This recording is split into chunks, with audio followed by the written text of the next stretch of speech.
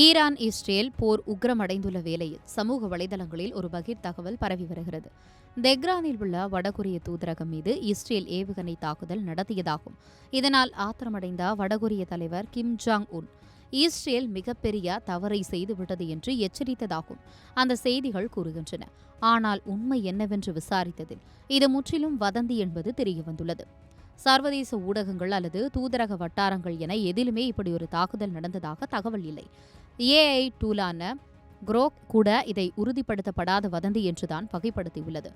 Reuters போன்ற செய்தி நிறுவனங்களும் இதை உறுதி செய்யவில்லை. இருப்பினும் வடகொரியா இந்த போர் குறித்து கருத்து தெரிவித்துள்ளது உண்மைதான். ஆனால் அது வைரலாகும் செய்தியில் உள்ளது போல அல்ல. வடகொரிய வெளியுறவுத்துறை அமைச்சகம் ஈரானின் புதிய தலைவராக மொஸ்தபா கமேனி தேர்ந்தெடுக்கப்பட்டதை வரவேற்பதாகும். அமெரிக்கா மற்றும் இஸ்ரேலின் தாக்குதல்களை வன்மையாக கண்டிப்பதாகவும் அறிக்கை வெளியிட்டுள்ளது. சட்ட விரோதமான ராணுவ தாக்குதல் மூலம் பிராந்திய அமைதியை சீர்குலைக்கிறார்கள் என்று வடகொரியா குற்றம் சாட்டியுள்ளது. ஆகவே வடகொரியா ஈரானுக்கு ஆதரவு தெரிவிப்பது உண்மைதான் என்றாலும் இஸ்ரேல் வடகொரியா தூதரகத்தை தாக்கியது என்பது முழுக்க முழுக்க பொய்யான தகவல். போர்ச்சூழலில் இதுபோன்ற வதந்திகள் பரவுவது இயல்பு என்பதால் மக்கள் எச்சரிக்கையுடன் இருக்க வேண்டும் என்று கேட்டுக்கொள்ள